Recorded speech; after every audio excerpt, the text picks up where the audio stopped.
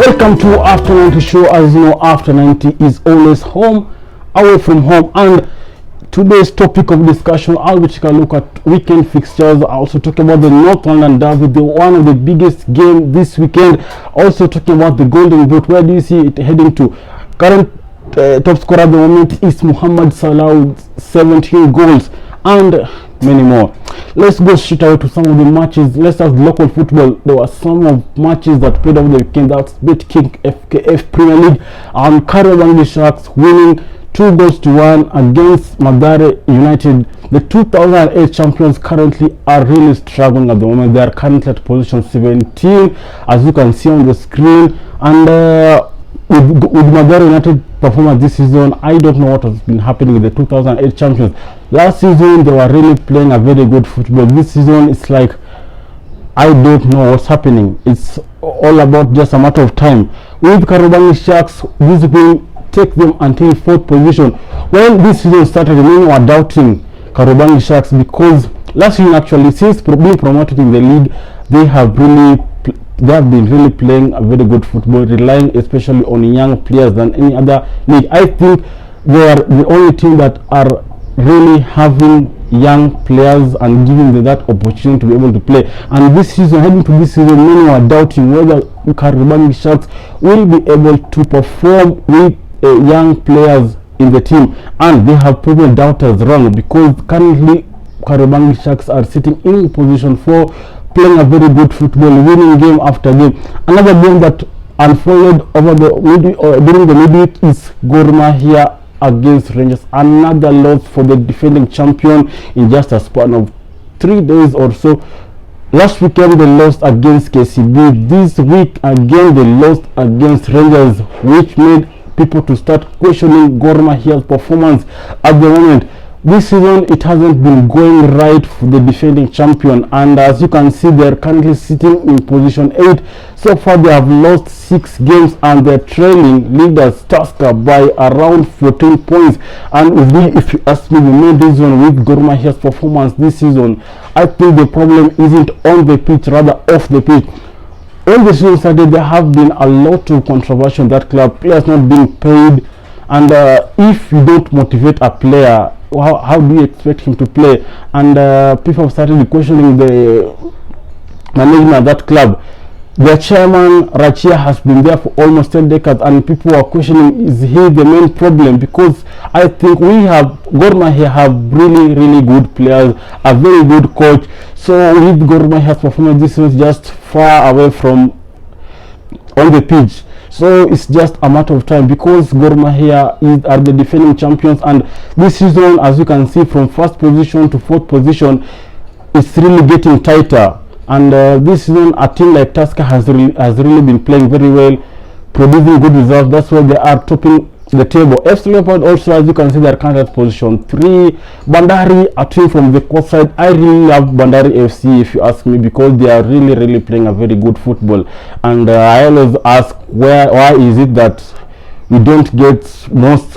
I always ask, why is it that most players from Bandari don't get a call up in the national team? And that's a topic of another day.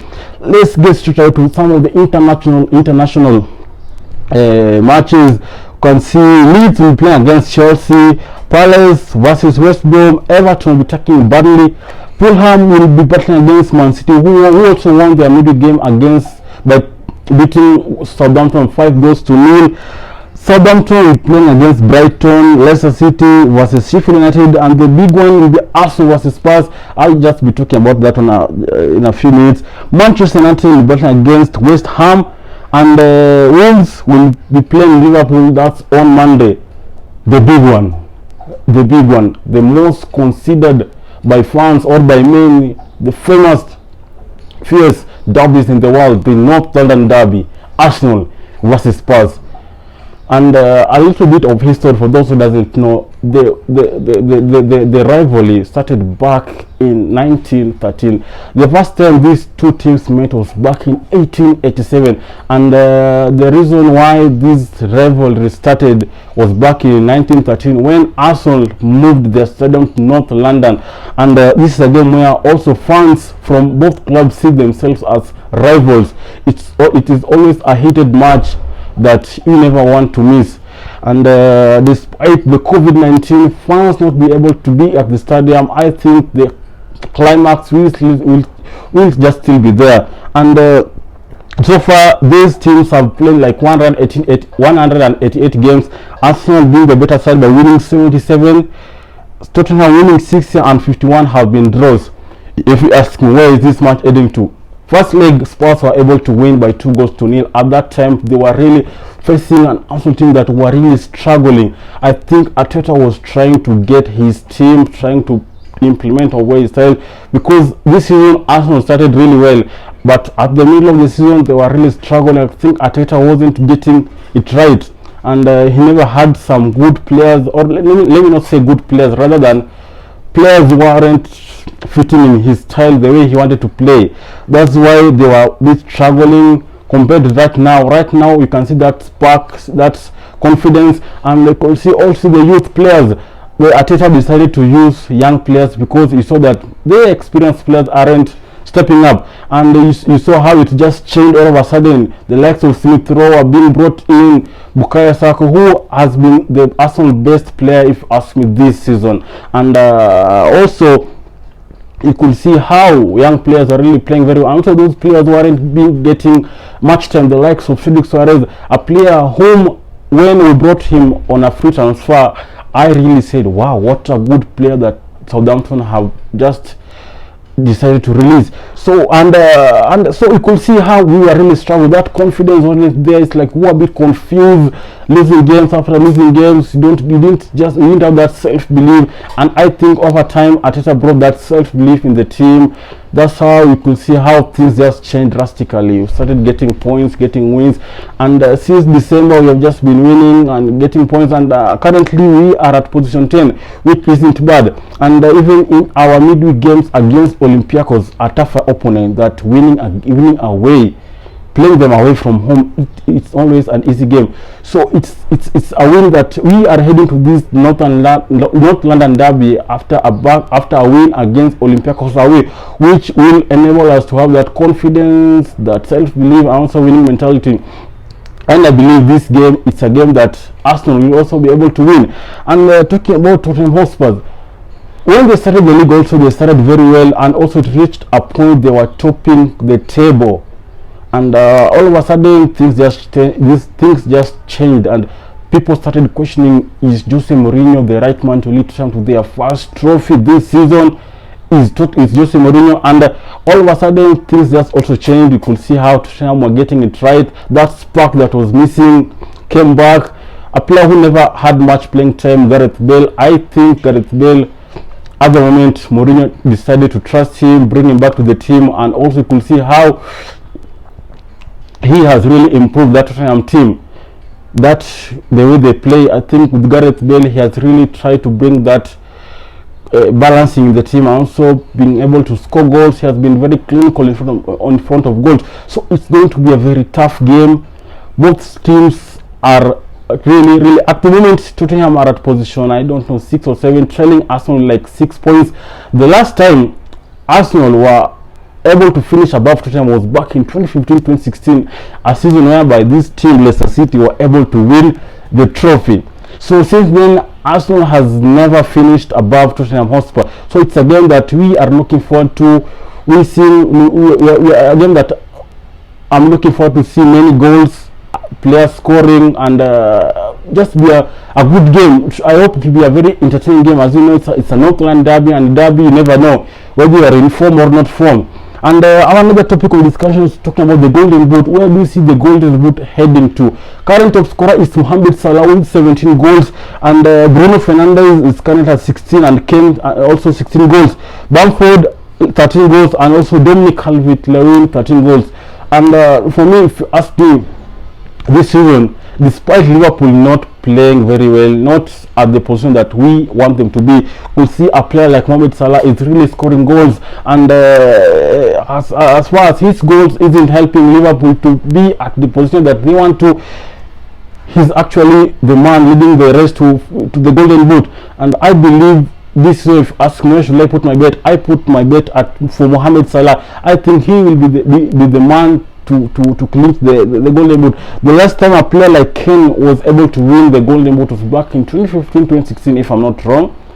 No, 2016-2017. Yeah, that was the last time Harry Kane was able to clinch the golden boot for the second time in a row. And in this golden boot, I ain't seeing the players like Vardy, Aubameyang. I think this season, if you ask me, it hasn't been going well for such kind of players. So from the rest of the golden boot, I say it's Mohamed Salah. That's what I'll say. I see Mohamed Salah going the golden boot. Also, other matches that we'll be playing over the weekend, take a look at La Liga. There are some of the matches that I'll be taking out, that will be playing in La Liga.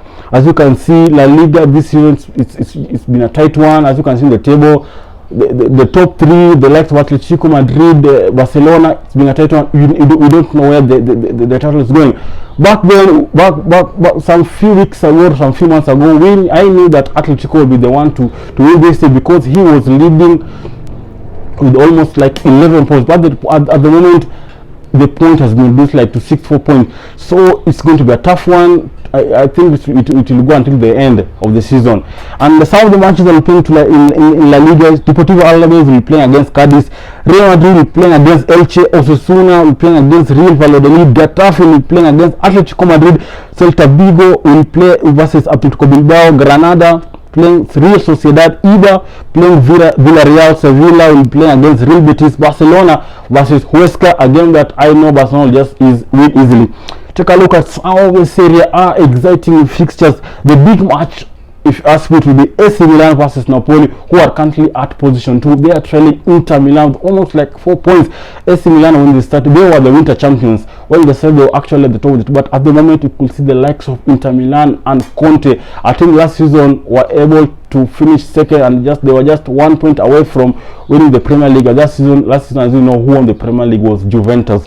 And some of the exciting matches that will be playing in the Serie A: Lazio versus Crotone, Atlanta versus Spezia, Sassuolo versus Fiorentina, Genoa will play against Udinese, Benevento will be playing against Fiorentina, Bologna versus Sampdoria, Parma versus Roma, Torino will be playing against the currently leaders Inter Milan, and the Cagliari will be playing against Juventus, who were knocked out in the UCL round of 16. AC Milan, as the big match, versus Napoli, a game that AC Milan knows that if they win it, they actually try to reduce that gap, and even will try and reduce the gap between them and their rivals Inter Milan. So that's what I had for you today. Until next time, if you haven't subscribed, please do so. It doesn't take much of your time, just a second to hit that subscription button. Till next time, it's a bye bye from me.